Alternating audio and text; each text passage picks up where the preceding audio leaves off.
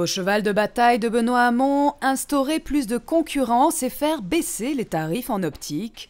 Le ministre a intégré dans ce sens des amendements à son projet de loi consommation, en favorisant notamment la vente sur Internet pour casser le monopole des opticiens, dont les taux de marge atteignent parfois plus de 230%.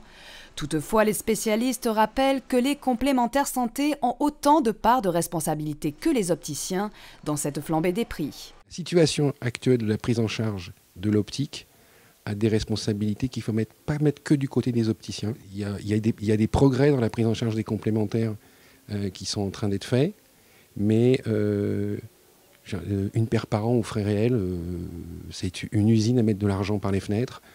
Considérer qu'on rembourse de la même manière quelqu'un qui a une toute petite correction avec quelqu'un qui a des verbes progressifs et sur des grosses corrections, ça commence à plus avoir de sens.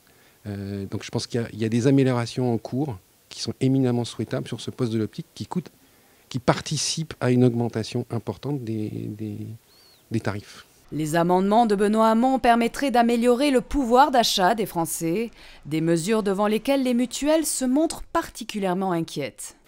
Que la vente sur Internet permette de peser sur les prix, peut-être, mais je ne voudrais pas que peser sur le prix pèse sur la qualité de la prestation servie. L'expérience d'Internet dans d'autres domaines montre qu'il peut y avoir des réussites et qu'il peut aussi y avoir des échecs. Selon le ministre, le dispositif optique permettrait aux Français d'économiser 1,3 milliard d'euros en 2 ans.